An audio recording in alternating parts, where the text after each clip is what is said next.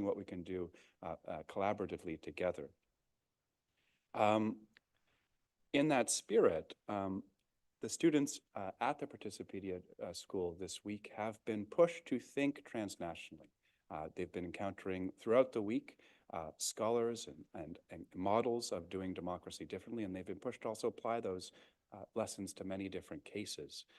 In conjunction with that, we actually get to have a wonderful public event trying to think about and center these discussions in this wonderful province of ours, the province of Newfoundland and Labrador. And this panel tonight is pushing us to think about Newfoundland and Labrador in a global era. To help us with those thoughts, we have some distinguished panelists. First up is Carolyn Harding, who is the CEO of SmartIce. SmartIce, for those of you who don't know, is a community-based social enterprise focused on providing Indigenous integrated climate adaptation tools with a business model that aims to expand opportunities for economic and social development in northern Indigenous communities in this province. Joining Carolyn is Peter McLeod, who is the founder and principal of Mass LBP. Peter gave a masterclass actually today at the school. And Peter is one of Canada's leading experts in public engagement and deliberative democracy. Since its founding in 2007, Mass LBP has completed more than 200 major policy projects for governments and public agencies across Canada, while popularizing the use of civic lotteries and citizens' assemblies and earning international recognition for its work. Joining Peter and Carolyn also is Dr. Tom Cooper, who is a professor with Memorial's Faculty of Business Administration. Dr. Cooper's research is primarily focused on the interplay between strategy and risk management, and prior to taking his position at Memorial, Dr. Cooper was a senior manager at PwC's performance improvement consulting practice in London. Finally, and last but not certainly least, we have Ross Reid. Ross Reid has been involved in government and politics in Canada since 1975. Mr. Reid served as a member of Parliament and minister in the Government of Canada and as Chief of Staff to the Minister of Finance and Special Assistant to the Prime Minister. In the Government of Newfoundland and Labrador, he has been Chief of Staff in the office of 2 premiers and a Deputy Minister in another. He served as Deputy Minister in 2 other branches of Executive Council. And since 1994, Mr. Reid has served with the National Democratic Institute for International Affairs in Ukraine, Ghana, Kosovo, and Afghanistan. Finally, moderating this fabulous panel is Zoe Wilkins, who is an associate with People Powered, a global hub for participatory democracy. People Powered is an organization aimed at enabling the direct participation of community members in making the policy decisions that affect their lives. Please join me in giving a warm welcome to our outstanding panel.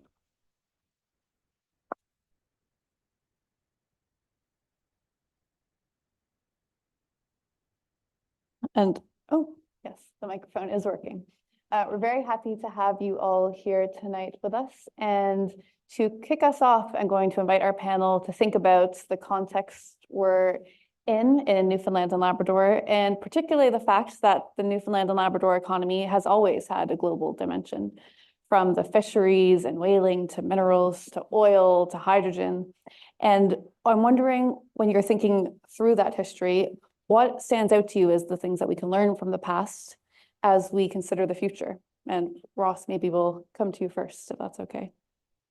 Well, that because the international world is so much a part of our day-to-day economic existence, amongst other things today, we cannot afford to ignore it. We cannot afford to not understand it. And the other thing is we let ourselves down if we don't take advantage of the opportunities that are provided. And we'll get into more in terms of public policy side of it, but if we've learned anything over that time, we've just seen so many opportunities, in a sense, slip by that didn't need to. You know, we've been very lucky. We've had individuals or communities that have been able to expand and as I say, take advantage of the international economy. But we can't be casual about it anymore. We've been casual about it too long. Thank you. Tom, you've been in the position to consider Newfoundland both from within the province and viewing it from the outside. So I wonder what your reflections are. it's a really interesting question, both from what Ross said in terms of understanding the downside risks in terms of if we get it wrong, as well as looking at the opportunities. And when I look at an industry that I first started working in back in the early 1990s, which was the seafood industry, and how that has really put Newfoundland and Labrador on the map for the last 200-300 years, and has been a phenomenal success story in terms of the resilience and the adaptability, going from producing very low block cod to where, or cod block as we used to call it, to where now it's a crab fishery and all those kind of implications. But it's a cautionary tale because we screwed up in terms of, which was because of overfishing and political interference and a lot of reasons when you look at the collapse of the both ecologically as well as economically. And so for all those industries that have opportunities around now, whether it's hydrogen, whether it's tech, whether it's something people don't talk about, which is genetics, which is something I'm always really intrigued by, because we don't have a genetics pool here, we have a genetics bottle, which makes doing some really interesting collaborative research an opportunity. But at the same time, we don't want to go the way of the whaling industry. I know you mentioned whaling, and my friend Dave Lau was posting Shackleton's boat has been found, which I thought was really cool. And I was going, where's Shackleton buried? And Shackleton is buried in a ghost town in South Georgia, and which used to be a whaling town. And I'm preparing for this now, just because of procrastinating. Dave got me thinking. I was going, you look at the global, how much was the global whaling industry worth in 1900? Anybody have an idea? It was in trillions of dollars. And the economic multiplier effect of that industry was enormous. Yet the repulsion we would feel right now, if we said, let's recreate another global whaling industry, is almost maybe how we look at fossil fuels in 100 years from now, in terms of the implications. But that transformed, and that, and why did the global whaling industry? It wasn't because government stepped in and it was policy. The market, first of all, there was no whales anymore, but also there was productivity, there was new innovation, there's new technology. That being said, is that if we put our eggs into too many in one basket, if we just say, we are going to be the hydrogen capital of the world, or we're going to do this or do that, I would just say, think about the whales. Think about the implications and how the world can turn really, really quickly. And from a participatory democracy standpoint, that means that we have to have a say. We have to be involved. We have to be not only beholden to some amazing business people in Nova Scotia and Germany and elsewhere, but it's also the communities that are really talking about what they want and what's best for them. Definitely. Thank you for those reflections. And I think that's something we'll ask Peter to tell us more about later, how we involve Newfoundlanders and Labradorians in formulating these policies. And before we go there, Caroline, I'm wondering if we can come to you. You've also been in this position from international trade to now your work with Smart Ice, having quite different perspectives on Newfoundland in the global sense and reflections on our economy.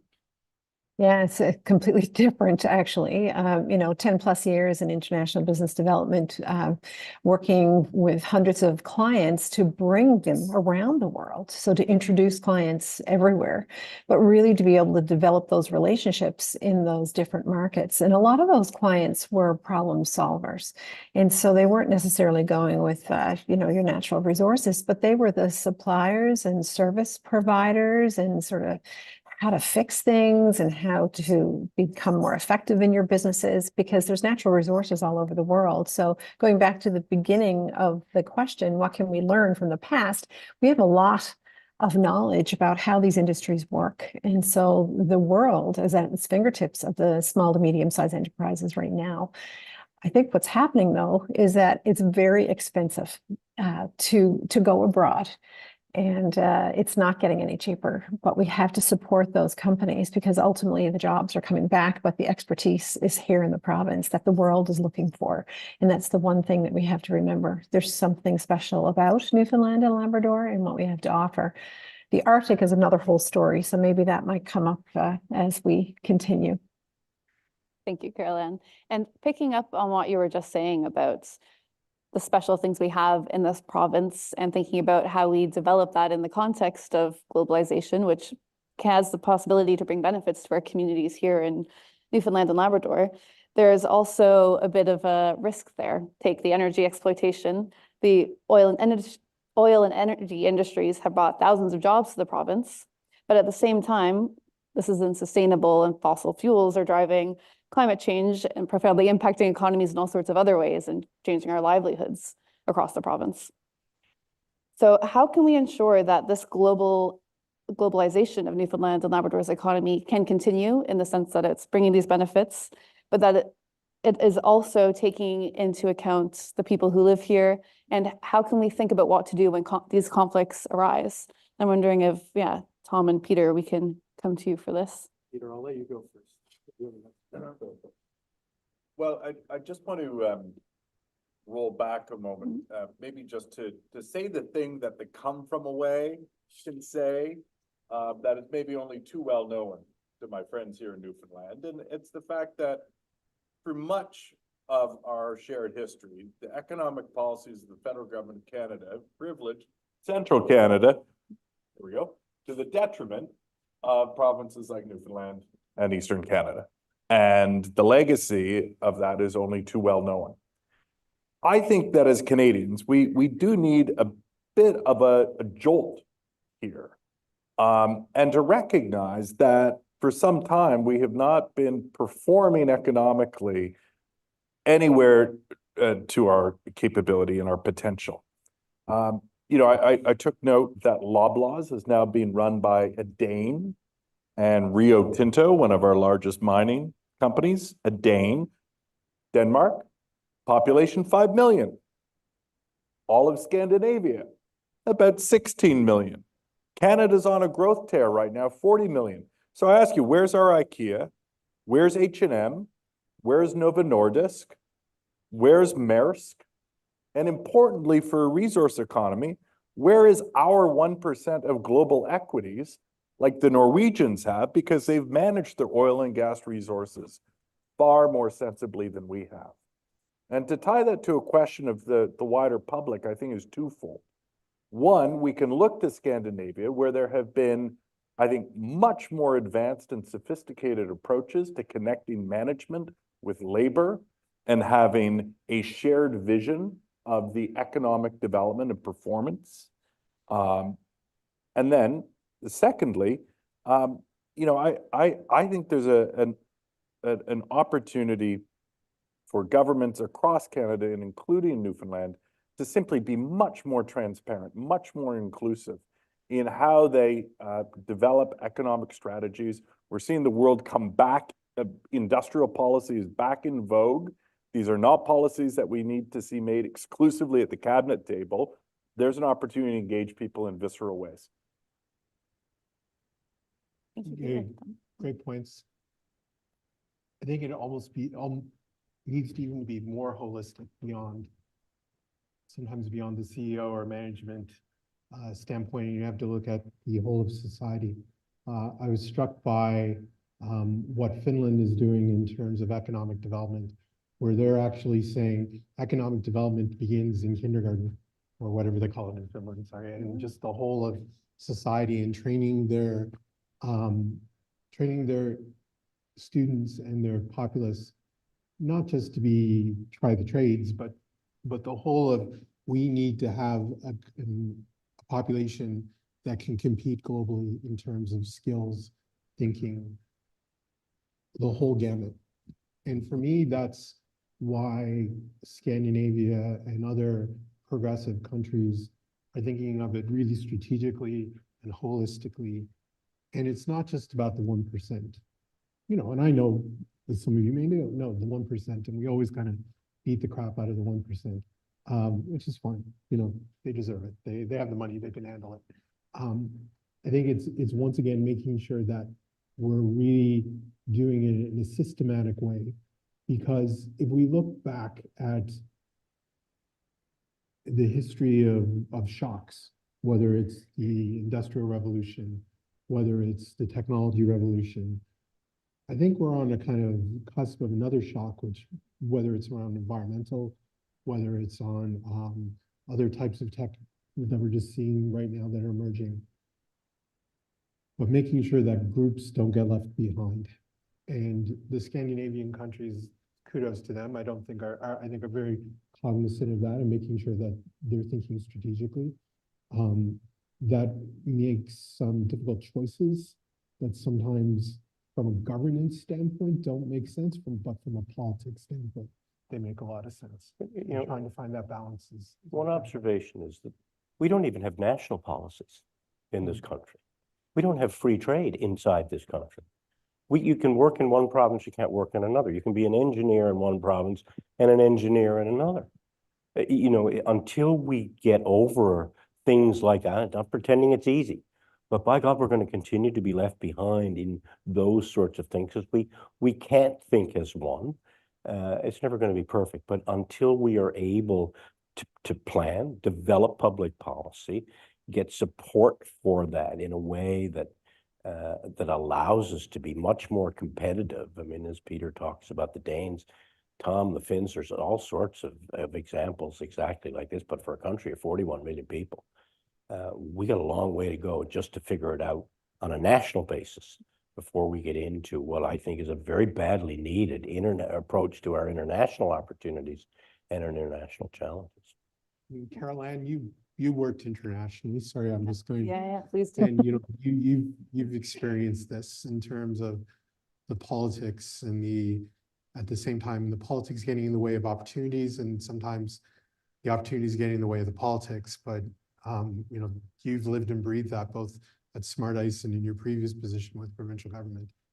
Yeah, I absolutely have. And I think there's a couple of things that popped up when the gentlemen were speaking, is that it's a lot of the projects, and this goes for my everyday dealings, they're just not consulted at the very beginning. And I know we're probably going to touch on engagement, but you know, all levels of jobs, skills need to be valued. And that's one thing that I'm finding in Canada, for example, that is not in Canada, I should say, that is in Finland, it's in Denmark, it's in Iceland. Look at Iceland. It's amazing.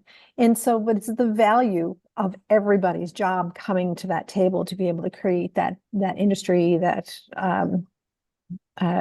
everything to do with that one particular sector, like the fishing sector, for example, in Iceland.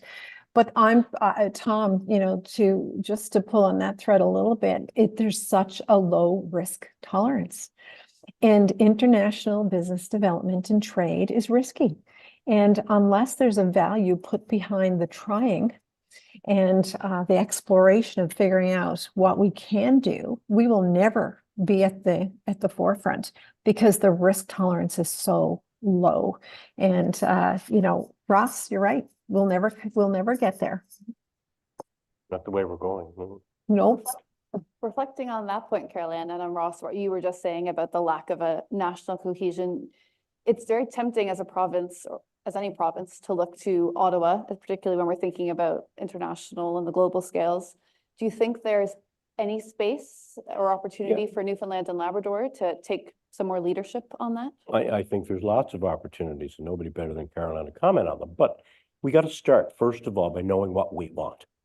What is it that we want our international development programs to deliver to us, or our international initiatives? Is it investment? Is it sales? Is it economic growth? Is it people? What is it that we want? What are our priorities? Doesn't have to be complicated, but I think we need a bit of a strategy. The other problem we have is, and this is going on for dozens and dozens of years, we have ministries that don't talk to each other. And there isn't sort of a coherence in what we want to do or what we think are our priorities. And if we can get some sense of that, then I think, first of all, there's an opportunity to engage more with the federal government. But there's no reason why we shouldn't be out in the world pursuing some of our own priorities in partnership with the government of Canada. We have 5 or 6 provinces now who have representatives in London or in Washington or in Paris, in cities in the United States.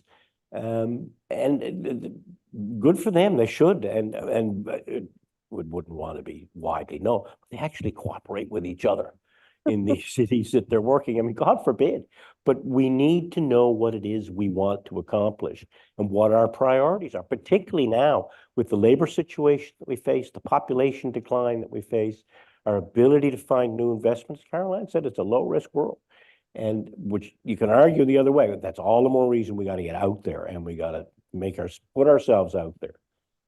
And Caroline, I'd love to hear some of your reflections on that as well. Oh my, I lived this every day for many, many, many years. I worked with the Canadian manufacturers and exporters for 5 years, and we were all about, making sure that the value is there in the manufacturing and all this kind of stuff. But I think one of the big things that I took out of that was like, stick to your core competencies. So what do you do that's really, really good? Does this make sense for the community and for the province? And see if you can take that opportunity and run with it. And I think sometimes what happens is that, if there's a little bit of a earworm, and everybody gets some ideas, but then you're not sticking to your core competencies of what the population can do, the skill level of the province, the weather, like even the weather presents problems. Instead of sort of running after the next shiny new thing kind of, so back to what Ross said, the priority setting is really, really important. And that takes a bit of time, and people will butt heads, but inevitably, I think it's a really good exercise to do. I also believe that regionally with Atlantic Canada, because the population is so small, that if we actually work together a little bit more, and there are some mechanisms in place like the Atlantic Trade and Investment Growth Agreement, the SUS, which is the Southeastern United States Atlantic Canadian Province sort of like a trade program, shall I say, for the Southern US. And that's been on the go for like 12 years. But I think we could do more, because that Nova Scotia is not going to be sitting and saying, well, we got to wait for Newfoundland. They're not saying that. They're just going to take it and they're going to run. And they're going to do whatever is going to work best for them. And we really need to do that. And there needs to be some resources put behind it. So that means experts inside of government that know how this works, and money. That's the resources. We need the expertise and the money, and the companies then are willing to try and willing to fail. Not everybody actually is successful, but if we tackle it as a region, I think it's best, in my opinion. Thank you for that. And I think, that regional dimension is very interesting. In some ways, I think Canada, because of our federal structure, can feel like we're doing a bit of a transnational work, which is what the school and many of the students here have been focusing on and trying to think about this week. And bringing in that piece around how do we set priorities, how do we define what it is communities actually need and what feels important to people and what we're trying to do in this global stage. I'm wondering if you have reflections about both how historically Newfoundlanders and Labradorians have been able to do public engagement and feed their voices into these processes, but also, and Peter, maybe we can come to you for this, about what methods we could implement here in the province might look like, about how we could start some of this priority setting work. I will, of course, in this and many things, defer to Ross to, tell us the proper history of this province and its governance. But I'll return to this point about how Scandinavians think about people. They think about them as natural capital, and they let nothing and no one go to waste. And they do that because they weren't always the wealthy, world-beating countries that we see today.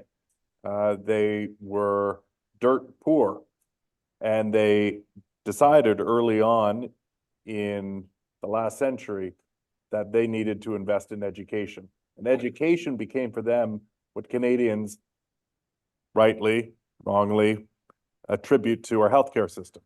It is the unifying national idea. And so they have built these extraordinary education systems that are wired into their industrial strategies, wired into their labor councils, and we've got nothing comparable in this country. Now, there are all kinds of great ways in which we can tap into the capabilities of people, not just for the economic rewards, but to create much more vibrant, high energy, engaged societies. And Canada has known this. We had a real high watermark for public engagement and civic energy back at the time of our centennial in 1967. Some of the guests this evening will remember that, or they'll remember their parents going on about it. This was an era when Canada felt like it could take on the world and win. And we did it intentionally. We did it with a charismatic and determined mayor in Montreal. We did it because we recognized that, frankly, at 100 years old, there were some important cultural deficits this country had that needed to be addressed.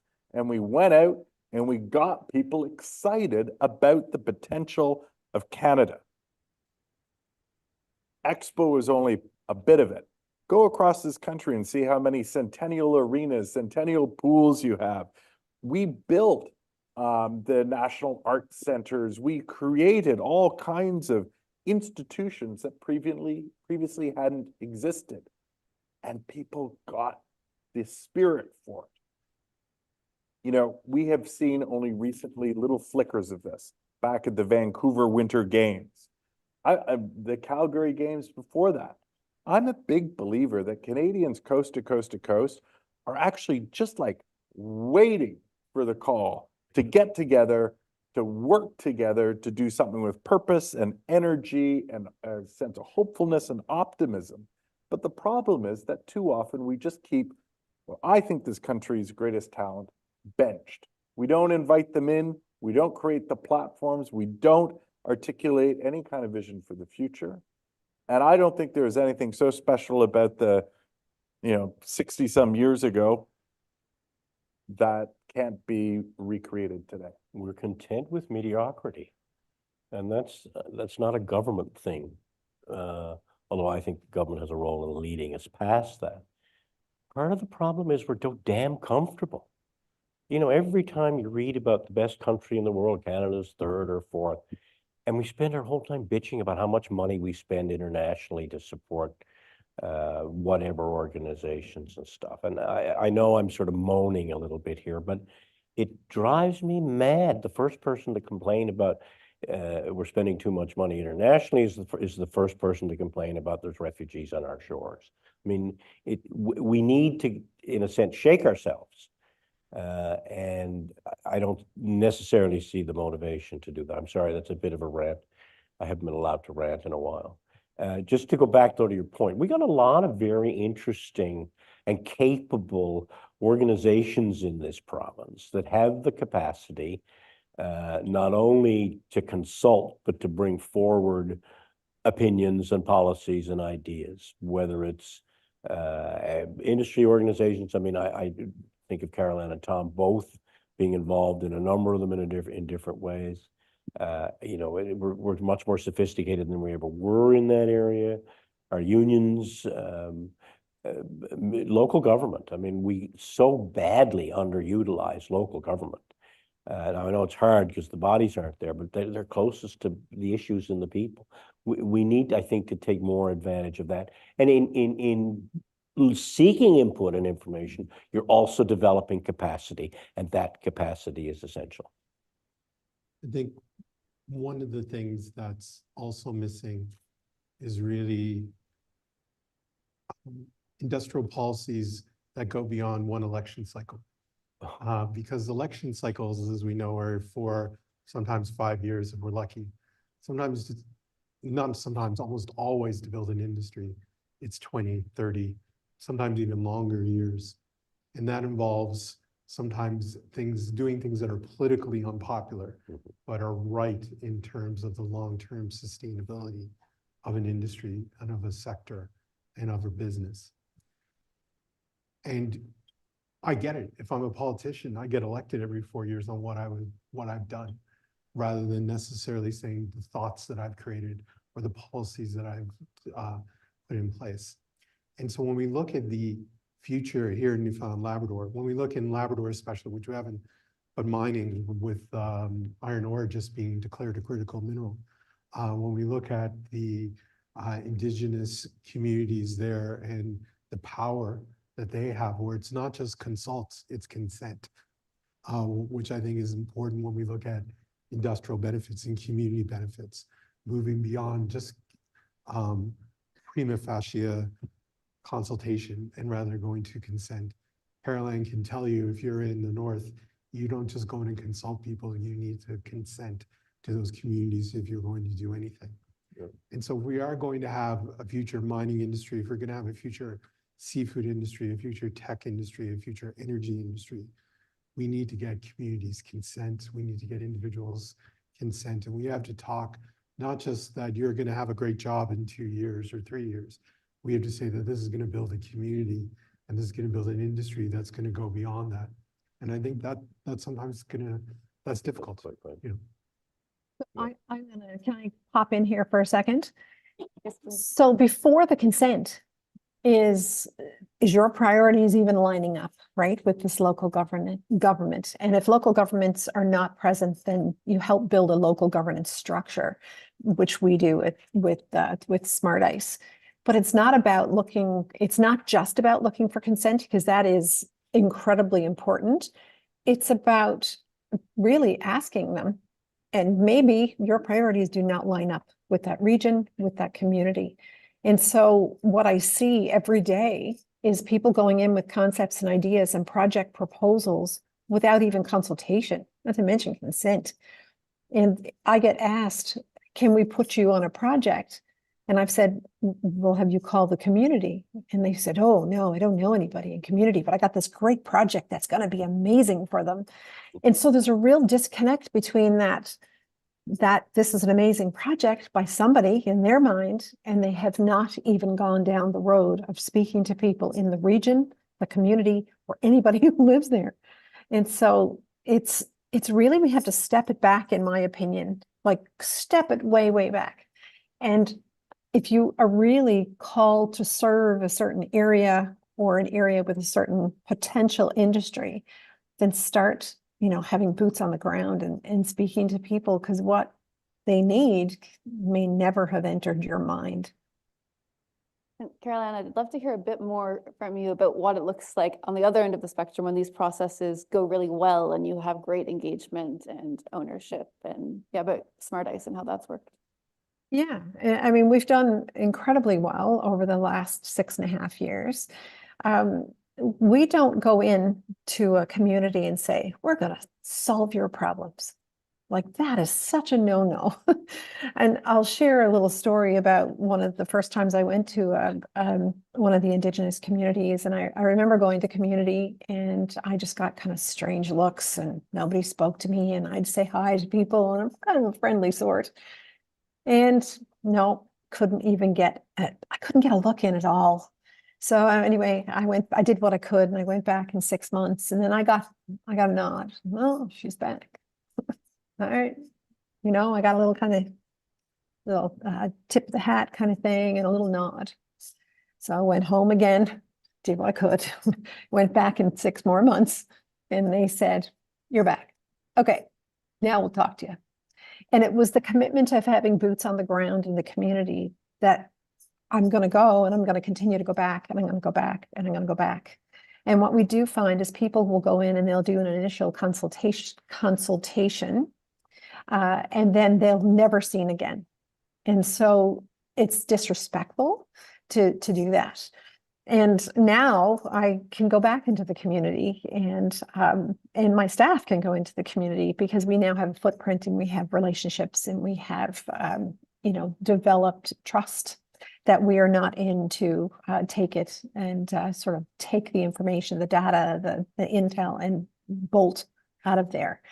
So when we work with communities, community is absolutely in the middle. And if you look at our org chart, which I just don't have here to show you today, but if you think about bullseye, the community is right in the middle. And then out from there are the regions. And then out from there is local and Indigenous knowledge. And then eventually on the outside, out here, it's the board and it's the core services of the organization that help everything to roll it into the middle. And so it's a little bit of a different way to approach things that we've seen, but it works for us because community is the be all end all. And we never go into community and say, we've got something for you. We say, how can we bring value to you?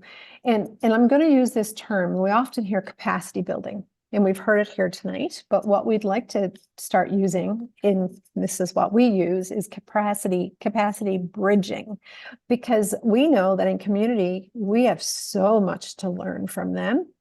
And they have so much to learn from us. And it's a beautiful sharing and bridging of that information and capacity overhand. So it's a very humble approach going into the community and not having the concepts and the ideas fully baked before going in. And that is a problem because this is what's happening today. Thank you. Does that answer your question? Yes, yes, I think that's a great example. In the school and the students that are here, we've spent a long time trying to think about, how do they design these kinds of projects and the challenges they've been giving and the cases. And one thing that's come up a lot, and I think has been in the background of our conversation, is there are some great models like yours, like work Peter has done, of how do you do good public engagement and decision-making that's really collective. And often this happens, we think about it in the lens of governments or community organizations.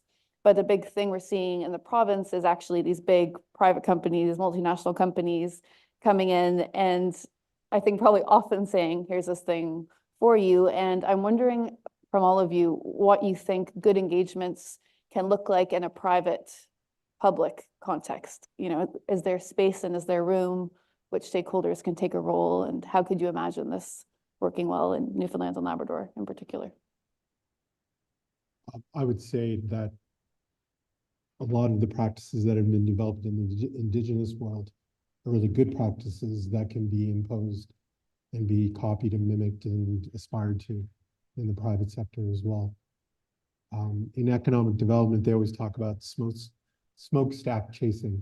And traditionally that was, okay, we're going to put a linerboard mill here, or we're going to do that sort of thing, because that creates a lot of jobs. Jobs create happy people vote, you get elected.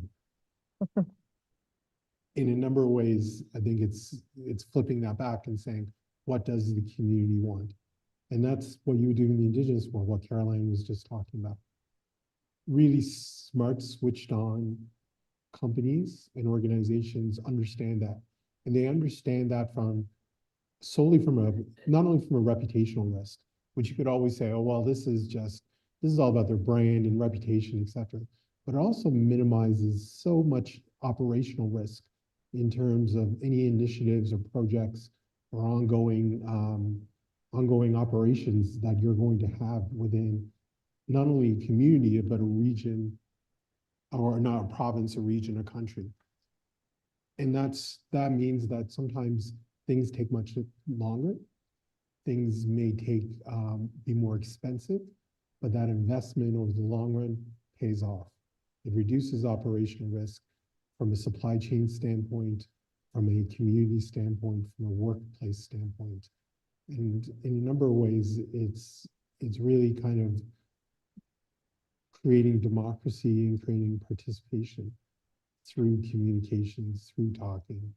And, but from a business standpoint, you're always kind of, yeah, but that's going to add an extra year onto my project or a year onto my initiative. Well, just build it into your business model, and you say, well, just build it into your business model, but but you will get the investment later on. Think of it as an investment. And I think that's how, when I'm always pitching stakeholder engagement, I think of it as an investment. Yeah. So if I can add to that, it's really about not having that as a second thought. It's about building into any project, anything that you're working with, that you've got to figure out where the value alignment is. And if somebody is going to put, public engagement or just community engagement or diversity or whatever you want to call it, into a project, you actually build it in and have it in the values and line it up right from the very beginning, and not all of a sudden go, oh, we need to hire somebody, and then have that one person try to push that train up a hill. And so it really also needs to, for those of you in the room that may work for a not-for-profit that has a board of directors, for example, or a for-profit that has a board of directors, it really needs to sit at a board level to be able to say, this is what's acceptable and this is how we're going to run this. So then it has to follow through at all different levels of the organization. But what I see so often is just that, the project hires one person or the company hires one person, and that one person has a very heavy load. And then they try to find somebody Indigenous or BIPOC, and then they go, oh, they're the one. And then that load gets heavier and heavier. And so it has to be built in from the very, very beginning. People are smart. They see through things like crazy. And so do it the right way at the beginning, like invest at the beginning and just do it right. And it's important, I think, to recognize that this approach doesn't just apply to economic development.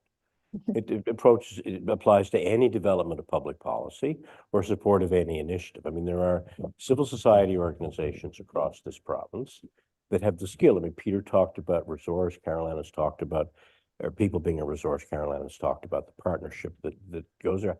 Sadly, in too many places, the public is seen as being, in a sense, the enemy. Maybe overstating it, but in competition, as opposed to, I mean, Peter talked about this afternoon very eloquently, as opposed to a place you can go, get ideas, get direction, and inevitably get support and to move on. And if we can take advantage of that right across the province, and the obvious starting place is municipal government, but it's not exclusive to that. A lot of places there isn't very good municipal government. Generally, if you have a good civil society, you have good municipal government. But there are ways to engage people on all of these things if we see it as the opportunity. And we still are a bit resistant, and as a result, ignore something that could really help us all. I think it's also, sorry, Peter, you, please. No, I'm just kidding. Sometimes there's also very much kind of a lack of a strategic analysis of what our assets actually are. Yeah. And taking that step back, I know Pat's doing some work now down in Arnold's Cove in that whole area, and really kind of taking a step back and not only looking at the physical assets, but also looking at the people and looking at their desires and all those sort of things as well. That's so kind of what Caroline was talking about in terms of step one. That's probably step two in terms of saying, okay, well, what do we really have, and can we create value? Can we be competitive? Can we be something that's going to be something that's not only be successful locally, which may have no benefits at all because it's so highly subsidized, it doesn't really make any sense? Or is it something that we can position Newfoundland and Labrador to be competitive and to be something that people perceive value wherever it is? And that, once again, that takes time, but this is doing your homework and making sure that you have that in place, and talking, having those, and from a people side, it changes as well, because skill sets can develop and skill sets can also disappear as well if we don't keep on investing. Yeah, earlier today in our workshop, Peter mentioned that people need to be seen as a resource, and in the same way any resource could be over extracted, people are not so different. So I wonder if you have any other reflections. That's exactly it. I mean, I characterized it earlier today that we have, I believe, a tendency to treat the public like a risk that needs to be managed rather than a resource that can be tapped into. But yes, there are responsible ways to develop resources. Unfortunately, most of us are more familiar with the extractive ways we deplete resources. And so even when we sometimes view a community as a resource, we end up kind of wearing out our welcome and not leaving that community stronger as a result of that interaction. I think we can be more sophisticated in understanding what those strengths might be, that we want people to certainly have greater command of, the issue or the topic. We want them to be more knowledgeable, but we also want them to have an increased sense of their own personal efficacy, of the kind of collective efficacy. their agency, their moral voice. There are a whole set of qualities that we ought to be trying to develop through our interactions, which I think is what Caroline is getting onto, that people are very smart. They have good brains, they have very sharp noses, and they can smell when something is fake. So I'm less concerned about whether it's government or industry doing it. I want to make sure whatever they're up to passes the smell test. And what we're really talking about is a core political idea. It's the idea of legitimacy, right? Does the process seem legitimate? And what will the measure of legitimacy be? It's going to depend community to community, just like Caroline said here. I had to show up 3 times before anyone would give me the time of day. Okay, well, that was a measure of her legitimacy and commitment, right?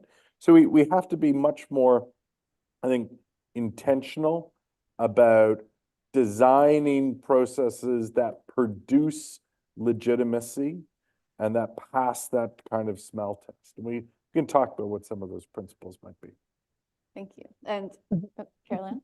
Zoe, just as a resource, just to share with the audience, is that in Nunavut right now, or in Canada's Arctic for the most part, the Inuit population, 50% of the population approximately is under 25.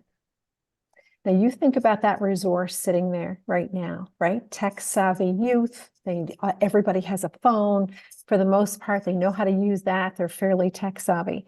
And the world is opening up. Like the world has gone to the Arctic right now. It is a region of Canada that's really like an international region because the world has gone there. So we work really closely trying to figure out how to develop that workforce of 50% of the population under 25. And that's a resource that I don't think people are, like the government is really doing what they can do to be able to make those are the next, the workforce of the future, and the scientists right now, today in their community. So that's just an example of one major resource that really people need to be shaken up and kind of have a look at to say what the benefits here of that, having that resource right now. And everybody wants to stay home, And right? the politics of the future focused on the Arctic is only just beginning. Beginning, yeah. Just beginning. I mean, yes, we sit at a table of, what is it, Carolyn? It used to be 7, I don't know what it is now, countries. They have the circumpolar. Yeah. Yeah, so there may be 12 or 13. I don't remember right off the hand, but there's a lot. And it's evolved. Yeah.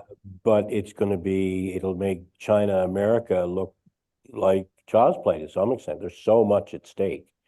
And there's so many powerful countries that have got a footing in it. But I mean, that's a perfect example of where leadership and communities in the north, and not just in Labrador, but Nunavut and the 2 territories, Quebec need to be able to be very much a part of that from the very beginning. We've already seen what we put a case of rye on the island in Denmark. Now we settled it. They didn't like rye, I guess, but it got worked out. But I mean, that's something that this province and a lot of us as individuals, but also organizations, civil society, are going to need to be really engaged in. I mean, Caroline sees it every day, but we're really going to see it pick up. I mean, I can't go to a Calumet without hearing, dozens and dozens of different dialects, and people are there from all over the world, Right. exploring, having those conversations, getting known, trying to meet people. And it's because the world is looking at the Arctic right now with a microscope. And Newfoundland and Labrador has a lot of good value that they can actually work for some of these they can be service providers for some of these companies and or governments going to the Arctic. I mean, Italy is going to the Arctic. Like, you think, why Italy? You're not going to grow grapes up there, but they're part of one of the really big organizations, right? So you'd be surprised who's up there and what dialects you're hearing and where people are from. It's kind of critical at the moment, actually, that we're seeing more. And Canada, the rest of Canada is seeing more in the Arctic, because I don't see the provinces there. I see the world there, but not us. So that's, to me, is a really big miss. Certainly a clear case for thinking about Newfoundland and Labrador is Yeah. role in the global policy context, and for what good engagement and good citizen participation might look like. And on that note, I'm aware that I've had the privilege of asking questions for the last almost hour, and so I'd like to open it up to everyone else in the room to ask some questions. And I think we have a couple people who will come around to you with microphones. I think we have a question over here.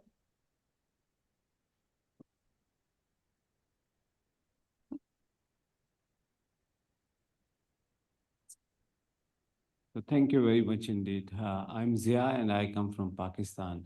A really interesting conversation. While listening to you, I had this feeling that the challenges you were sharing and the challenges back home in my part of the world are quite same. Maybe the context and the dynamics are little different, much different, but it gives me this understanding that, like Ross was talking about, the public policies and policy cohesion is challenges over here. We have the same.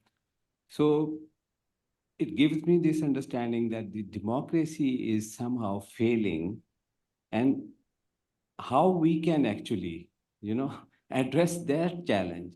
Because if the North, global North and the global South are having the similar kind of challenge, and we are actually trying to practice this, this good governance model, which is democracy, we are trying. So if that is not delivering in such a what you call developed nations, so the people who are sitting in my part of the world would be nowhere in the coming centuries. So this is how we can actually strengthen our democracy so as they can deliver better. If I may, part of the problem is I don't think there's an understanding or there's an agreed definition of democracy. I think democracy means different things for different people, including for a list of what things comprise a democracy, what priorities are given to a democracy. I think most people would say you can't have a democracy without elections. I don't agree with that. You can have a democracy of some form without elections. Now, part of the problem is we need to face up to the obligation to change how we think about some of these things. Okay, you take away elections, but it's absolutely unconscionable or unthinkable that we wouldn't find another way to allow people to participate directly in choosing their leaders and things of that nature. What does a legislature look like in the future? One of the things that's really interesting in some of the countries that have gone through failed states is some of the options they were looking at. For instance, in Sudan, before that all sort of collapsed again, the transitional legislature was some people had ideas that really make it much more dynamic and much less rigid and that sort of nonsense that just stultified it. But democracy has failed partly because if democracy has failed, it is partly because people perceive democracy as we have sold it has failed people. They look and they see it just not working. That Tunisia is an interesting example. They were doing some very interesting things in Tunisia. They had a parliament that actually was bicameral parliament was working, but elections that were ongoing. But the largest number of people crossing the Mediterranean were educated Tunisians. And they're sort of saying, well, excuse me, but what's going on? Lebanon. Lebanon should be a booming community, take away some of the political turmoil. But, you've got thousands and thousands of educated men and women who are just completely underutilized in a system that's all divided up based on religion and geography. and it's not functioning because those in charge don't want it to function. So it's not just that democracy it's failing, it's often the people that are running it that's failing. And so there's a confidence issue. Why the hell should I go and have another election and go and vote? Because it's not going to change anything. It's going to be the same old stuff. Now, I think there's ways to deal with that without blowing the whole system up. But I think we need to recognize that the system needs to change as well as our attitude within the system and how we operate in the system, or we support others that want to do that. I mean, the worst thing in my last 30 years to some extent has been, in supporting these institutions, but not the same old institution that I first went to work on in Ukraine in 1994. I mean, it's got to be different but the world is different. Times are different. My God, that thing there has changed everything. Do you know in this province we have an election act that doesn't recognize technology? Doesn't recognize email, let alone the rest of it. So what's it like in other places? And I think we need to take all of that into account. So that says to me it needs to be elastic, it needs to be adaptable. It can't be cement, which is what it's become. And I think on the top side, Ross, what you said is perfect. I think on the bottom is something that Carol Ann is also really involved in, which is just really good governance structures.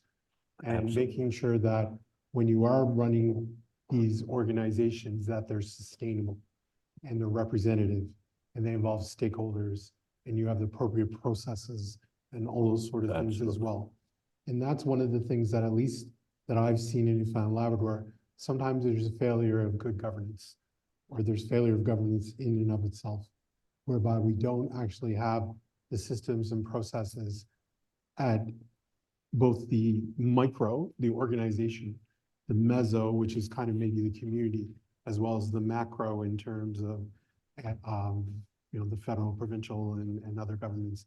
And in the absence of good governance, then you'll just have actors that come in and will just say, this is what you're going to do, which is a lot of times multinational corporations who do have their own governance structures, but their governance structures are based around shareholder democracy and shareholder wealth generation, which ultimately sometimes can conflict with what you're trying to generate in terms of community benefits, community participation, et cetera. So for me, like the work that the Institute of Corporate Governance Directors, ICD, Institute of Corporate Directors that Carol Ann is involved in as a charter member, is a really good way of maybe mitigating some of the non-sustainability of these organizations that really should be in place to actually make a difference, not only in the 1 year or 2 years, but over time as well. Thank you. And Peter or Carol Ann, would you like to come in on that? I think there are a few things going on, and it's important to differentiate them.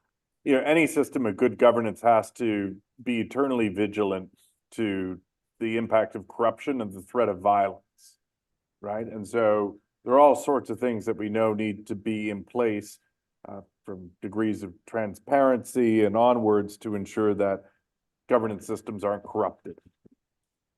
Violence is interesting, and unfortunately these devices, of course, are introducing new levels of political violence in our society. One of the most striking headlines I've seen in the last 6 months is that 9% of municipally elected politicians in Quebec, who were elected in 2001, have resigned.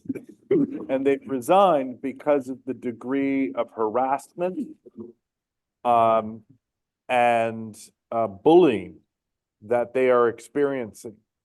And that is largely because we have decided as a society that people can act with a degree of anonymity in their online lives that we would never countenance in our offline lives, that there are now two standards, and our political systems are really struggling with how to accommodate some of the benefits that come with these technologies that anonymity can provide, with the exposure that they then create, not only to, of course, domestic malign actors, but foreign ones as well.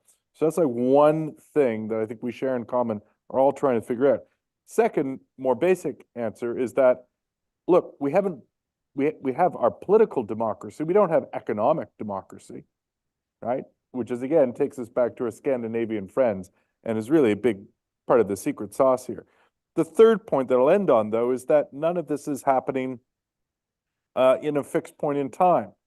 Any great fans of the poet Bob Dylan here? You know, you're either busy being born or you're busy dying. And so there's an element to which I think we have lost the audacity required to sustain our democratic commitments.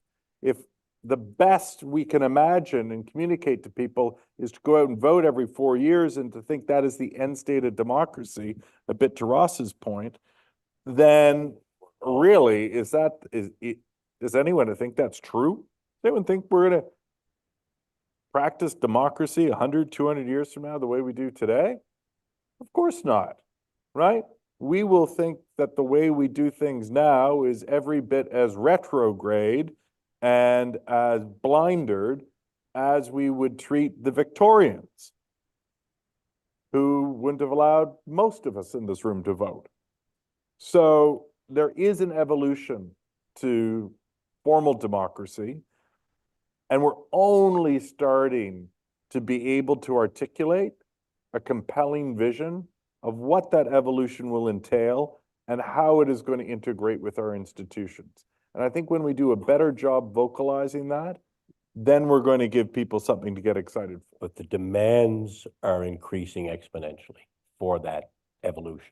Yeah, well, And I don't think we've got a grip on that. And you talk about 100 years, I'm not sure we know what it's going to look like in 10 years. And until we do, we aren't equipped to talk about these things. We don't talk about issues like this partly because it just sucks too much oxygen out of the process. I mean, you know, somebody said the other day, we need to talk about the monarchy. Oh my God, the last thing we need to do is talk about the monarchy. Whatever you think, now ain't the time to be talking about the monarchy, frankly.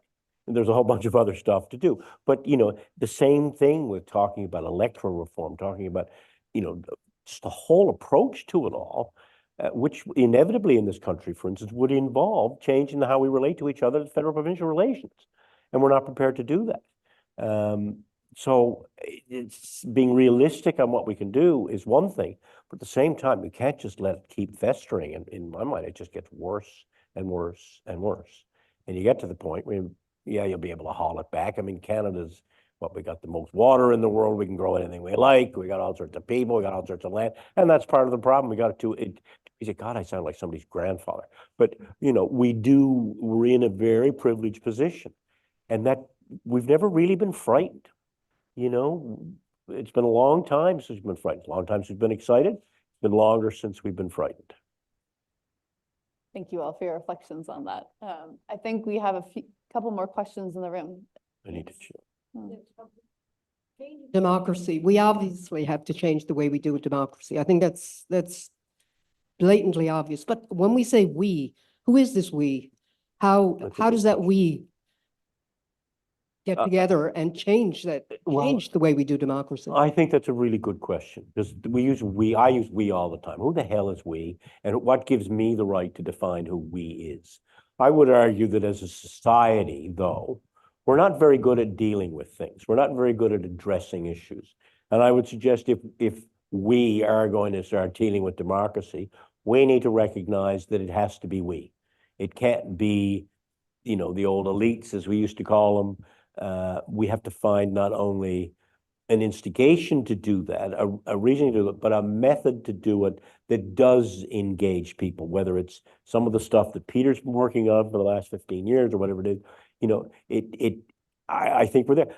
Another example, and I should be shot for going down this road, but are we ever going to discuss the healthcare system? I mean, I'm a huge believer in the basics of the system we got now. My priority would be single payer system. Now, the problem is you can't even talk about it. We got a healthcare system in crisis. The solution is not two systems, in my view, but at least let's talk about it and see what the options are. But we're not allowed to do that. And I think that's a mistake. I think it's a risk, there's no question. But as a society, we need to try and engage a number of these issues collectively. And I just would love us to see us be able to do that. First of all, be willing to do that, and then to be able to do that. So the we is a really good question. But to me, it's sort of society writ large. That's a scary concept, isn't it? Crack at that, if you can still hear me. Oh, yes, please. We lost your visual, but we can hear you. Yeah, Oh, there you go. Back, there I back. am. I'm back. So I think the we is the complacent and the what's in it for me. And it's the complacent, and Ross, you kind of brought this up, right? Like it's the attitude of, well, what's in it for me? And so it's the people that's what's in it for me. And then the people that have just given up and they're very complacent about it. I think that's the we. It's the rest of us that think it's important to bring everybody together, including those outliers of complacency and what's in it for me, which then do tend to, in my experience, then become complacent. And so I don't think that unless we sort of bring everybody into the fold, then it's really hard to get a really good cross-section of who we are. Ross, you said something about Canada having a lot of water, so we can do a lot of things and blah, blah, blah. But we also have a lot of red tape. Oh, And that red tape is stifling in all kinds of areas. So I'll just put that one out there and people can mull over that one. But for the every rest of the government night. since Sir John A., and Tom knows this better than anybody, I'm going to deal with red tape. Yeah, And it just gets worse. I mean, you know, it does. uh, And yeah, and that increases, even though they say they're reducing it, because the risk tolerance is Right. lowering. And therefore the red tape, it goes up, it's like this, right? And so if you're going to get rid of red tape, that means that risk is going to go a little higher, and people, they just don't want to risk. And therefore the red tape continues. And if they say they get rid of it, it's just they bundle it, they remove it, they call it something else. But anyway, it's there. it's there. It's there. I think we have time for Yeah. a few more questions. Yeah. Hi, my name is Michael. I was just wondering, so we talked briefly about the stages of democracy, and Peter spoke earlier about this to our group when we were in Participedia, and now we're talking a bit more about it in terms of what we can do to kind of access more people. And I feel as though in the Anglosphere especially, we predominantly rely on two-party systems. I mean, in Canada, it's predominantly the Liberals and Conservatives. In the UK, you have the Labour Party in power now, and it's similar in Australia and New Zealand. And I was wondering if the polarization that's occurring seems to be leaving people in the middle without like one party to turn to specifically. And I was wondering if the European system, where you have coalition governments, where you have to kind of incorporate more people, one that comes to mind is Spain, where Pedro Sanchez won re-election, but in order to form government, he had to form a coalition with the Catalonian party, which involved giving some concessions to them that may not have otherwise occurred. Would that be a way that we could kind of formulate a new evolution to democracy in Canada or in the Anglosphere broadly? Well, I think it's a really good question, and not necessarily a new one. I mean, in the early 90s, there were 3 joint committees of the Senate and the House of Commons to look at the Constitution. And for my sins, I sat on all 3 of them. And one of the questions that came up was proportional representation. And Peter's dealt with some of this. Are you okay to talk about this? You know, it was pretty traumatic. But, you know, what's proportional representation? What advantages it could give? And one was in recognition that we don't get these majorities, and there's the out of sync. One of the things that was fascinating was we brought 2 European experts over, and they both said, don't do it. I think, though, what's important is at least let's recognize we have to have a conversation, that it is important to think about what system is best for us right now. The temptation, as Peter said today, is to provide a solution before perhaps we've analyzed the problem, which is an old trick of politicians all the time. You know, here's the solution. Now we'll talk about the problem. You know, here's your answer. We got to get the question organized. So I would love us to have those sorts of conversations. Whether we end up, you know, as there was a sense there for a while that maybe we wouldn't be as polarized.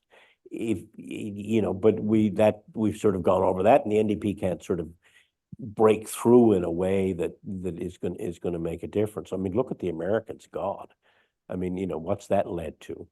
But at least let's allow the country one way or another to have something of this conversation. Now, the problem, of course, is the people that are most affected by it are the people in positions of power, as leaders of the party, leaders of the parliament, that sort of thing. I mean, they're going to have their heels dug in up to their kneecaps, you know.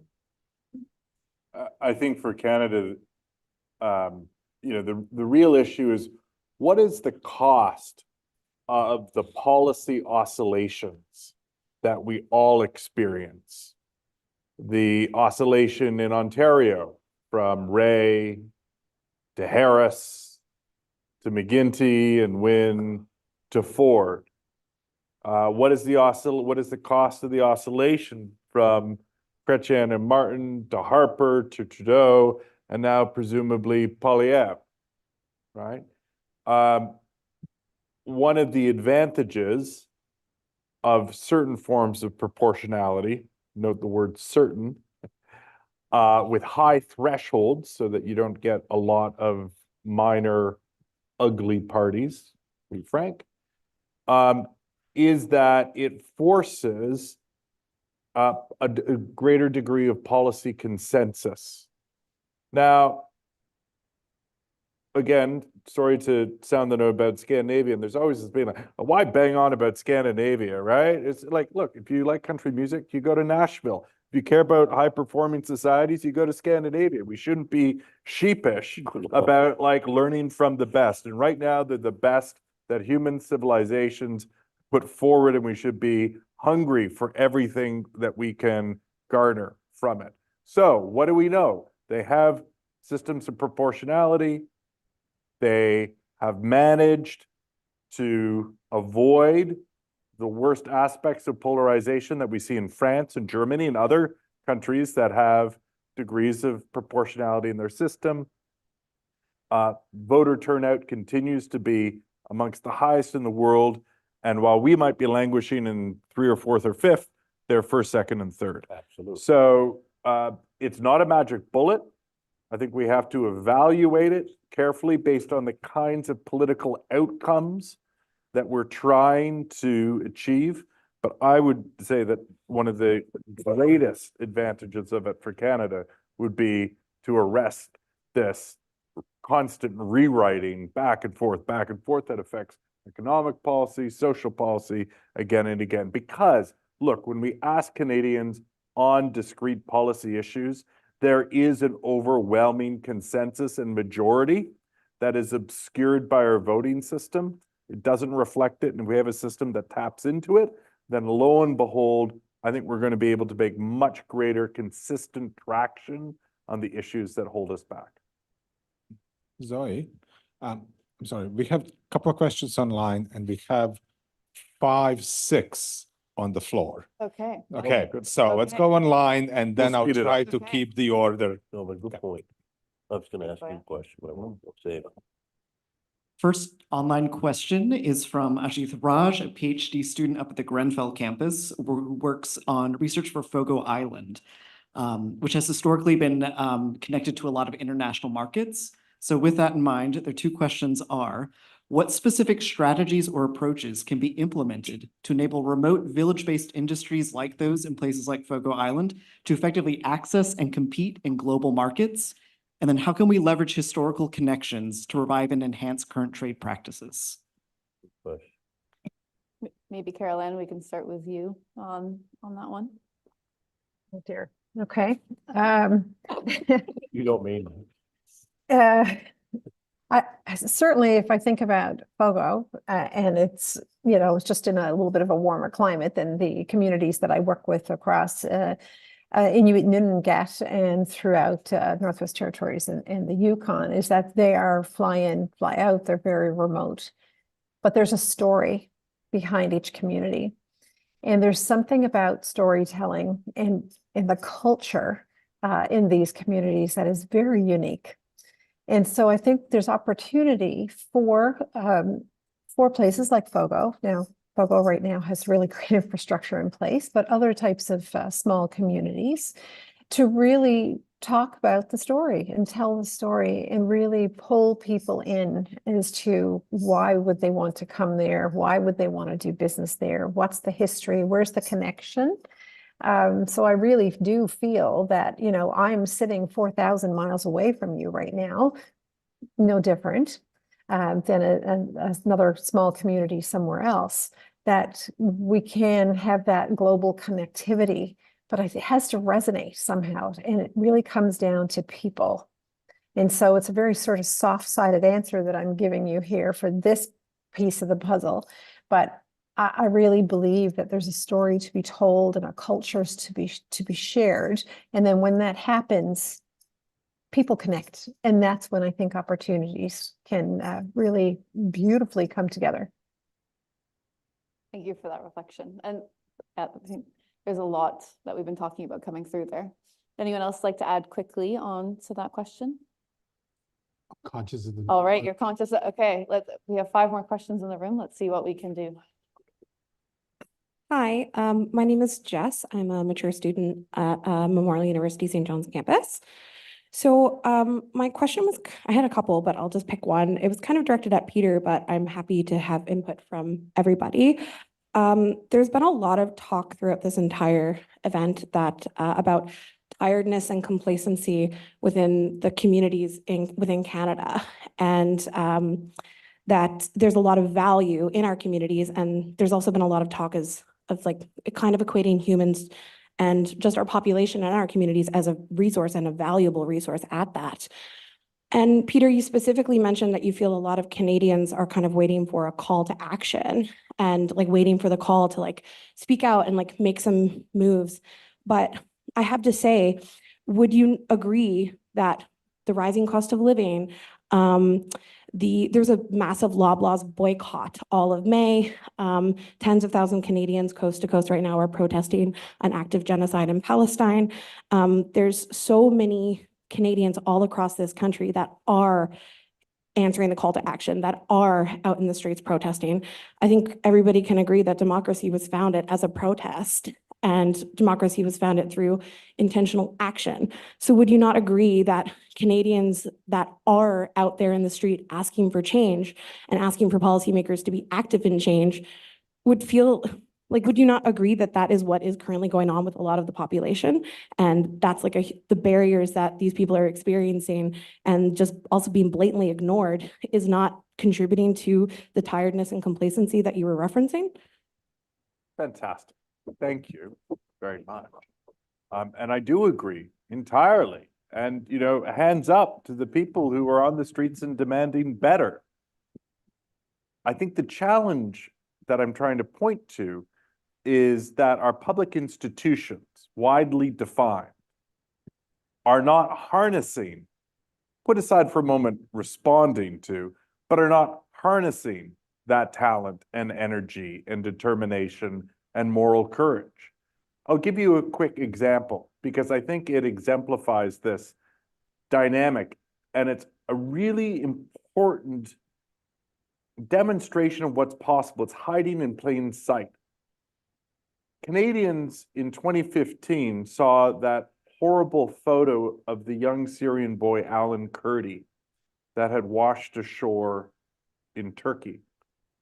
And the government had already by that point announced that we were going to expand our acceptance through the community settlement services of Syrian refugees. And Canadians immediately said we need to do more. And Lifeline Syria was established, and it pressured the federal government.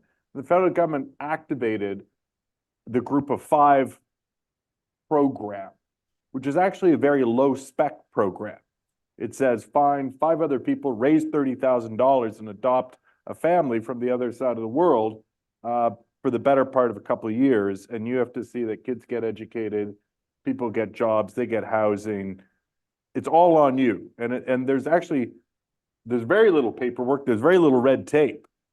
And the extraordinary thing is that almost overnight, 150,000 Canadians volunteered, and it doubled the number of Syrians that came. And John McCallum the immigration minister at the time,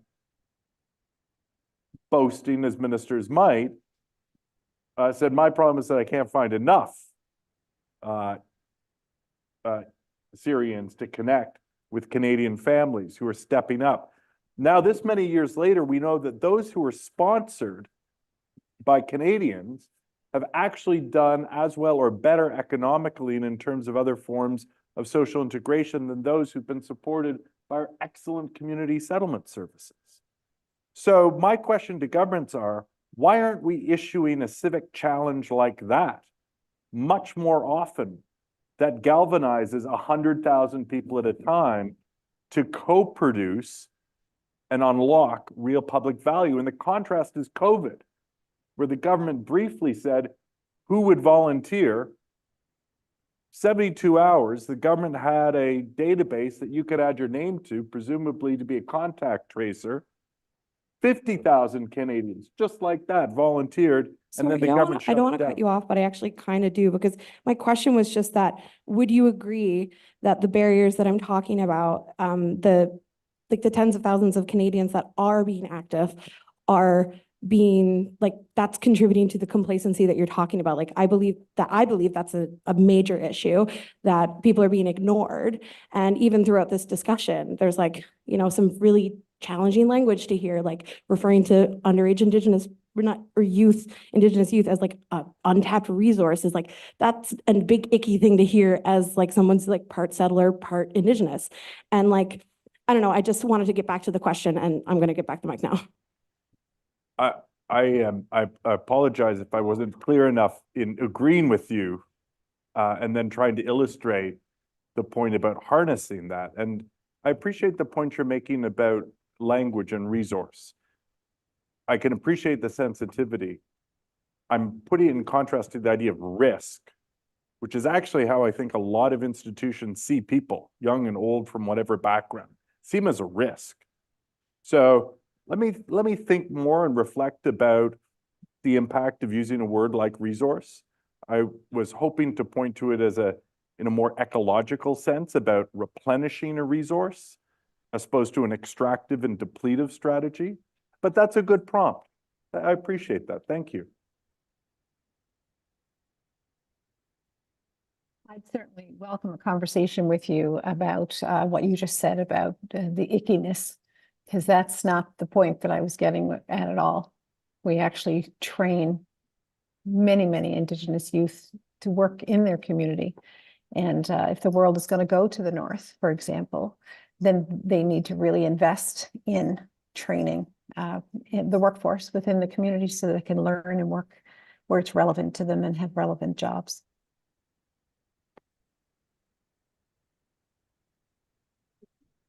Oh, okay. Hi there. I would like to follow up on what you guys just discussed, actually. So, in terms of this race to the Arctic, as you just mentioned, if everybody's excited to go to the Arctic, if Italy is, if you think Newfoundland should be up and going to places like Nunavut, particularly in for-profit industries, how do you truly listen to the people living in the Arctic and truly initiate democracy and make sure that this race to extract for-profit, often primary resources isn't just neo-colonialism? That is the question. Good question. And we don't have a good track record. My experience is certainly I work for a not-for-profit social enterprise, and we, come right back to what I had talked about before, which is community is the core of everything that we do. And between governance, leadership positions, decision-making, all that kind of stuff. We don't specifically work with natural resources, but certainly there is fishing and mining happening up there. But great question for a for-profit entity. Yeah, and speaking for the for-profit entities, I would say that, and I had the privilege last week of being up in Labrador, on our Labrador campus, and speaking to some fairly prominent leaders from the Inuit Nation and from the Nazi-Avuk and NCC. They just said, we're not going to let this happen.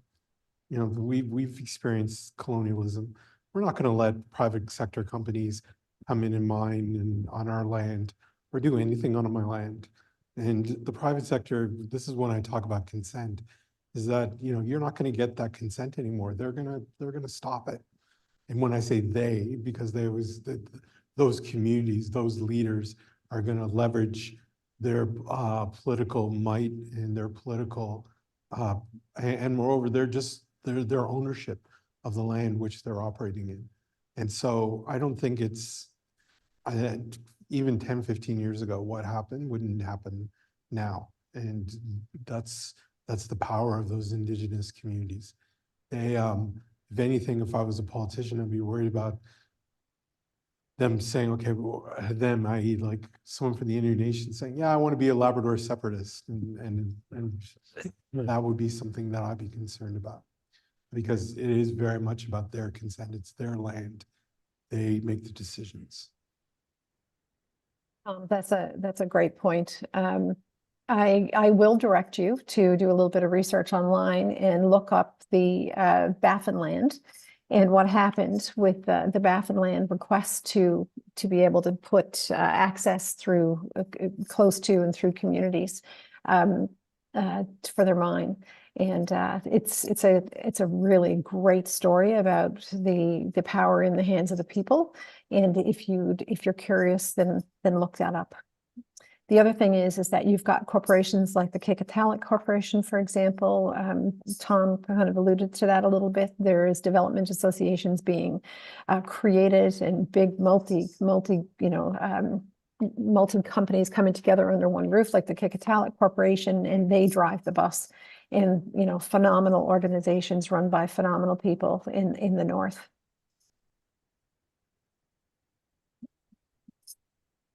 Sophie? Hi, my name is Sophie. I'm an undergraduate student in political science.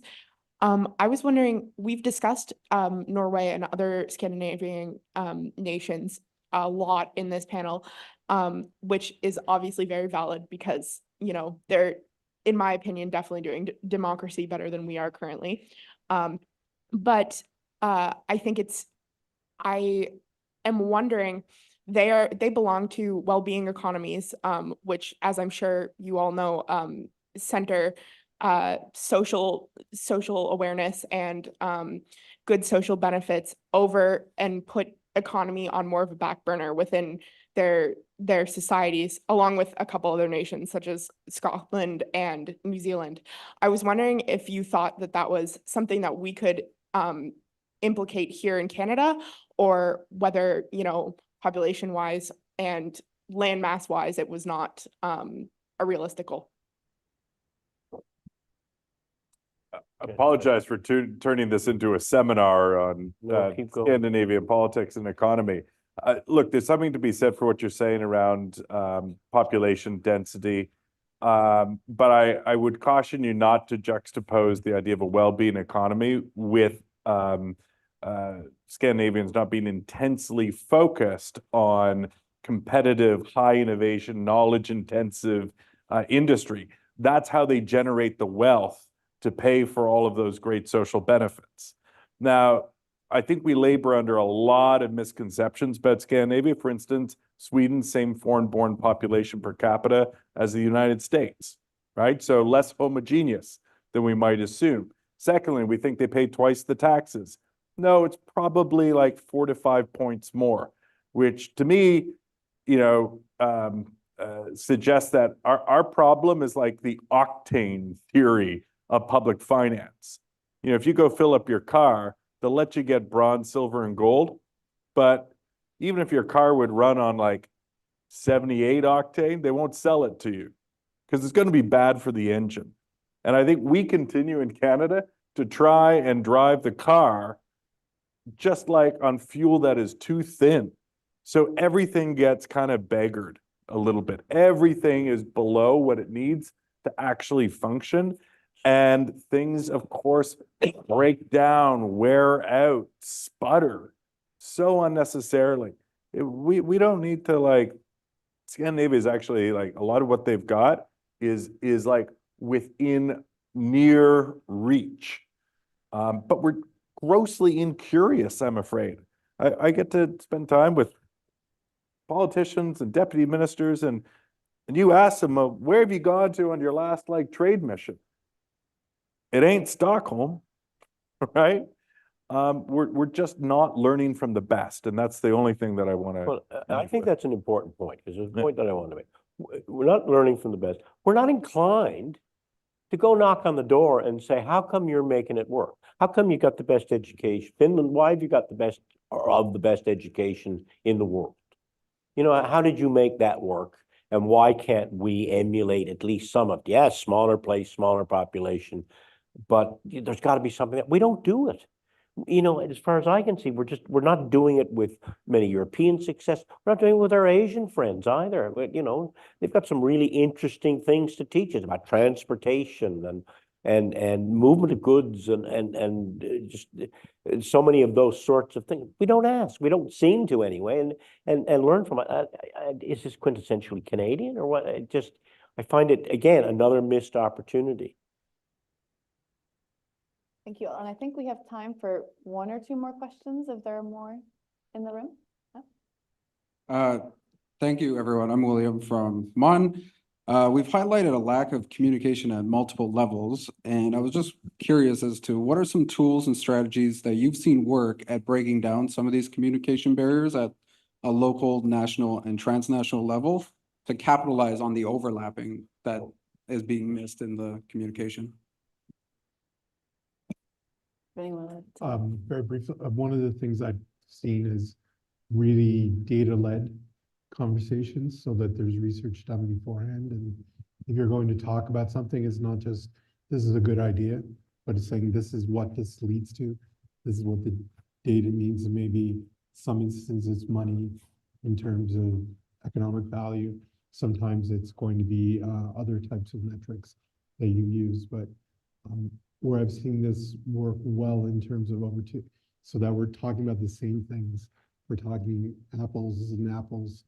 We're not talking about apples and kumquats because we don't have the same level of data.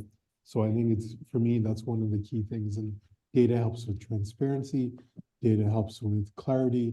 Data helps set good policy, set good strategies, etc. So for me, that's one of the things that I've seen recently, at least, the data really kind of backing up both the good and the bad and the ugly in terms of what that data may look like. One of the things, while we've been talking about democracy, we haven't discussed has been the absolute decimation of mainstream media in this country. And so if you want to think about some of the major legs holding up the democratic table, a vigorous media is definitely one of them. It helps to ensure there's an informed public. It helps to set, greater social ambition, and we're not able to tell our own stories in the same way. I don't know this is a fact. I suspect it could be that there are probably at this point more people employed in public sector communications in Canada than are employed as working journalists, because there are only about 2,000 of them at the CBC. So you can kind of do some back of the envelope math. And, I think that's quite consequential because public sector communicators tend to have a negative mandate. They work to protect the reputation of the organization. Often they say as little as possible, no dig meant. I actually think one of the interesting spaces, because we've been talking a lot about public engagement, those who are at the course, is to talk about public knowledge. And I think in this era of mis and disinformation, democracies are going to have to get profoundly interested in what people know and don't know, not just what they like and dislike. And we're going to have to pay close attention to the knowledge distribution and deficits that exist within society.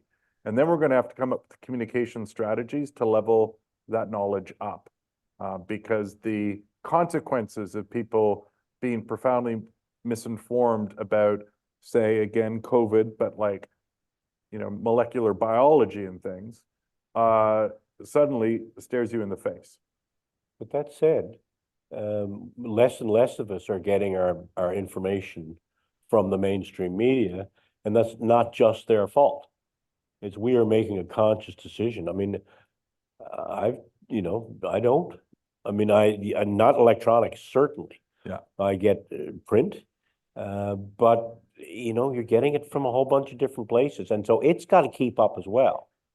Again, a technology, but also just a change in approach and principle and stuff. And you can't get it on Facebook, so hell. If we hadn't allowed the gross consolidation of media properties in this company and then the strip mining of them Yeah. For certain shareholders, then we might have had more robust I and compelling media. Couldn't, to I follow. couldn't agree more, There we go. but we're See? past that. Consensus. Caroline, did you want to come in there?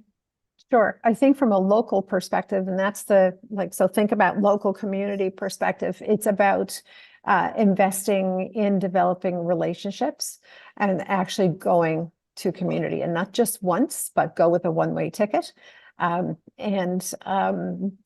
Figure out, ask the questions. And Tom has heard me say this many times before. I'm a yoga teacher.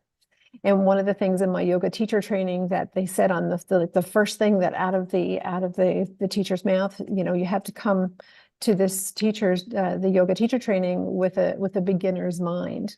And I do find that a lot of people, when they approach the local level, they don't come with that beginner's mind. They don't come with that beautiful openness to be able to learn. I talked about that capacity bridging a little while ago.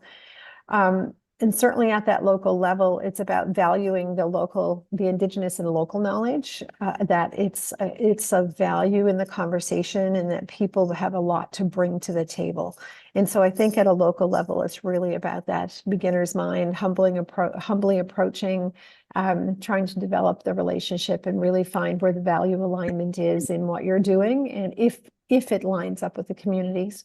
And I'll leave you with this, is that success means something completely different potentially for you and what the communities mean, what it means to the community. So it's really important to be open for your definition of what success might look like. That could be completely off the charts in comparison to what you thought. So humbly approach it and always approach things with a beginner's mind to learn. Thank you. Zoe, we have a question online, Okay, and then great. maybe we can take like a bunch of questions and people can answer whatever they want. Okay. Okay? And we have 5 minutes. 5 minutes. Okay, and I will shorten the questions. So for the person that has submitted this online, apologies, but we are getting tight on time. So this comment in question comes back to some earlier comments, Ross, that you had made, and then there was a further conversation around the corruption of governance. So when we look at jurisdictions where democracy doesn't seem to be working, and we look at some of the political systems, and this one references the United States, where that connection between corporations, sponsorships, donations through our governance system, that judicial branch, that connection that's there, and how that contributes to power holding. When we look at the role then of corporations within Newfoundland society, particularly multinational corporations, how do we mitigate against this type of a trend that we're certainly seeing across border and in other areas? Yeah. Will we gather? I think we'll gather. Oh, you're going to We're gather? going to gather some questions. So that and will then- be for you, Ross. Yeah, but keep Straight, it, yeah. straight to questions, okay? Just quick question. My name is Barry, and area of interest is fishery policy. And there was a lot of discussion here that identified a lot of problems. My sense of what I've been studying is that the policies themselves are often the problem. In other words, if you don't change those, whatever the underlying policy is with respect to getting consent, for example, or what the electoral system is, until you change that underlying policy, you're not going to get the change. And a lot of you have touched on it, but you've kind of skirted it a little bit, I think. The policies that we have dictate how we act and what our behaviors are going forward. And I just wondered if you want to expand a bit on that. Hello, I'm Gunel, a graduate student in political science. So you talked a lot about Scandinavian countries and Norway. So have you heard about a deep sea mining project that Norway has approved recently, despite European parliaments and other environmental groups calls to halt the project? And what kind of democratic process Norway has done before approving that project? Thank you. Sorry, just Norway. Oh, Norway had approved, okay. Thank I thought you were talking about India, sorry.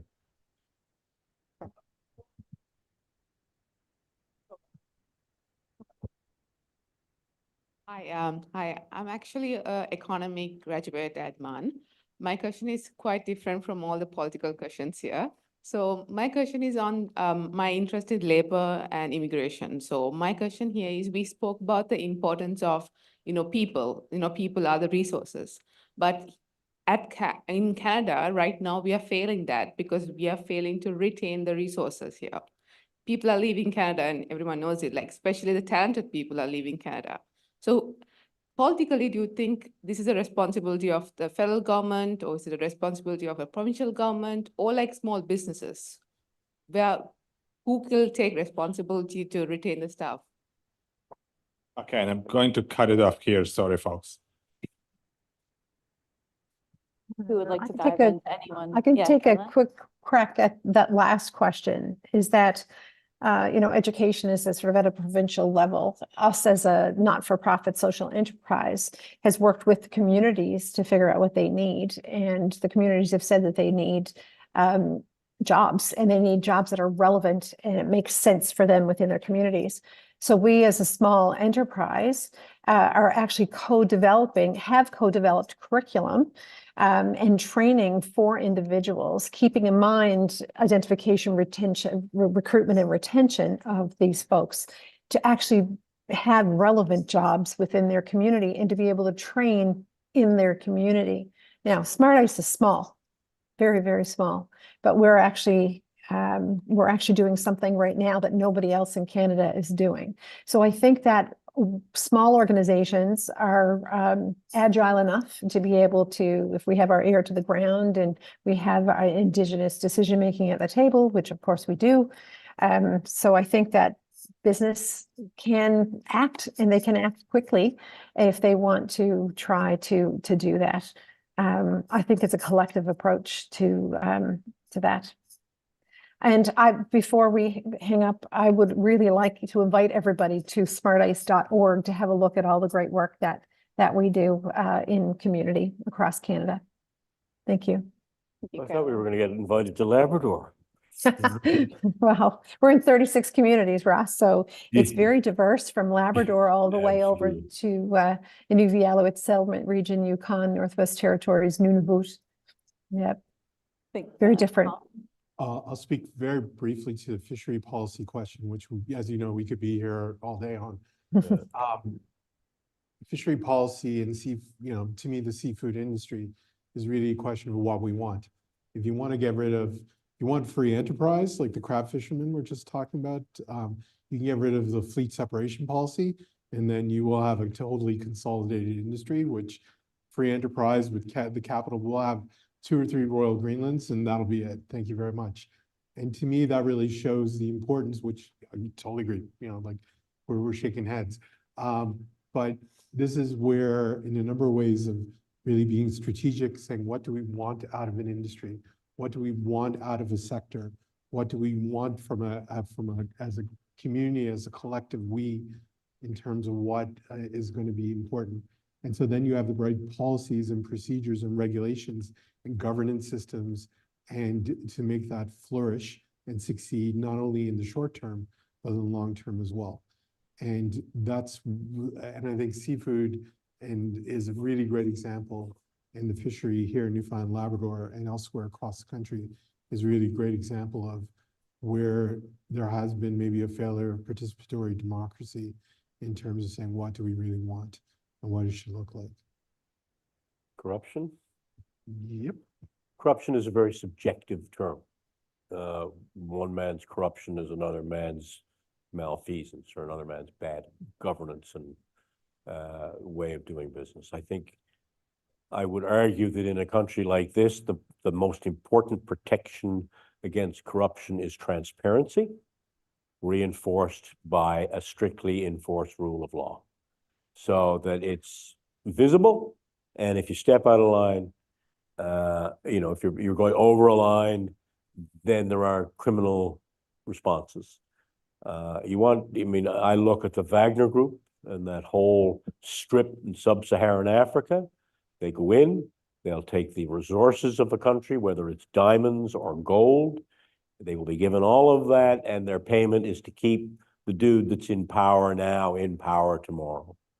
And that's how they've operated for so long and continue to operate. Ross, one thing I would say on corruption as well, really important, we don't talk about, is the importance of monitoring and review and auditing. Absolutely. The Auditor General really makes me angry sometimes, but they pose a really, really important role that we don't talk about. Absolutely right. In So terms of reviewing and making sure. that things are accountability and other things, but that accountability is critical. I think we have 2 minutes left. Peter, would you like to take a quick stab at any one of those questions? Well, of course, I'll pick up the Norway one and look, the environmental policies of Norway with respect to the extraction of North Sea resources is deeply problematic for a host of reasons. My point in asking that we look to Northern Europe for some lessons is not to say that any of these countries are perfect across the board. Far from it. What I'm asking is that actually we get interested in who does what best and get really active in learning, that we can expect better too. You know, I'm always hesitant to ask this question, but I imagine there are a number of people in this room having trouble getting a family doctor. It is almost impossible now in Canada. 20% of the population rising, no family doctor, it's about to get worse. Now, they have a very different way of doing it there, and in the Netherlands and possibly Germany as well. But for the Canadians in the room, if you don't know this, they take the idea of providing a GP much like we do, providing a public school. You know, you don't have to then call around and try and find a place for your grade 1 kid to go to. There's a degree of regional planning. They hire enough teachers. Yes, classrooms might be too big, but there's no question that kids get educated. And at some point in the last 30 years, it's decoupled the idea that it would be acceptable people wouldn't have a GP. You move to Norway or Denmark or the Netherlands, and the same day that you get your social insurance number, you get another card with the name of your doc on it. Why wouldn't we Canadians, so proud of the healthcare system, want to bolster what we've got by emulating things that seem fundamental and are clearly being done better elsewhere? That's my only point. Thank you. And thank you all. We've moved through. Oh. Yeah. No, I was bad. I missed the question. So my apologies. Sorry, thank you very much. Thank you for the discussion today. There's lots to learn here. I was just reflecting on some of the things we've been talking about, specifically about doing not just consultation, but actually getting consent from communities when we're doing projects, making sure that our projects line up with the values of the community that we're proposing a project to, or trying to do any kind of training or anything like that before we actually go in, and also the importance of developing relationships with that community before we start, discussing what we think is good for them. And there was a question, kind of a comment on 2 different questions. There was one question about how do we fix communication gaps and overlaps, and then another question about how are we perceiving the thousands of Canadians who are currently answering the call to action and calling to action themselves, and pointing that towards our governments and towards the private sector, and whether it's a protest or a boycott, et cetera. So we have very active, vibrant Canadian communities all across of the country who are out on the streets and doing different demonstrations. And if we're thinking about the future, like Newfoundland and Labrador's future in terms of how are we going to be connecting with the globe and seeing ourselves within the context of the globe. So as part of the future, we need to think about, okay, who's going to be the workers of the future, who's doing the governance of the future, which is young people. There are a lot of students right now, as I'm sure everyone in this room is aware, there's a global student movement demanding their universities to divest from any companies that are actively contributing to the genocide in Palestine. But as students, commonly, the experience is that we're being ignored by our university institutions, and it's for this issue and previously demanding that our universities divest from fossil fuels. And this is students who are, I think it was Peter, you were saying, we can't be ignoring the people who are out on the streets. We have to harness the energy that they have and the vibrancy that they have as the institutions who are responding with them and working with them. So if we're talking about participatory democracy, and in the context of we're looking at the globe, Newfoundland and Labrador, but all over the place we are connected. Participation. The company that's Participedia, sorry, there's too many participants, whatever. Participedia in their phase 2, their partners is a collection of Canadian and American universities, among others. And in the Canadian universities, 8 out of 11 of them have encampments set up. So this is obviously something that the students who are paying tuition, these are the communities. And if these investments are not lining up with the values that the community has, I'm just wondering, what advice do you have to universities who seem to be struggling to meet with their students, to negotiate with their students and sit at the table, not in a, okay, we're going to tell you what the plan is for the investments, but more so in a, we hear you, we see you, we see the research that you're doing. We're talking about data-driven conversations. We're presenting them with all of the information that they need to make these decisions about divesting from specific portfolios. So what advice as experts of participatory democracy would you have for these institutions, Memorial University being one of them? Great. Thank you very much for raising it. I think it's such an essential question. My advice to either student protesters or to the university administration would be the same. It is largely public dollars and student fees that are being invested. And you should create a citizens' assembly of some kind made up of representatives of that student body to set that policy. And I think different institutions could include community members or not include community members, weight it between the different faculties, between graduate and undergraduate students. I think you'd have to work through what a legitimate approach to student representation that might not only reflect your beliefs, but the beliefs of other students as well. And that you would have to collaborate and reach a consensus opinion on behalf of the administration. But I think there has to be a rigorous process to hear from the breadth of the university's community. But I think ultimately it should be the university community that is setting those policies. I would only add one thing, not exclusively the university community. Yeah, there you go. Because the community broadly, at least in this province with one university, is much more, to use a terrible term, invested in the institution. And I think matter, in terms of, what do we got, a 75% attendance of the university or people from this province. And I think that's important. The other thing is make it visible, make it transparent.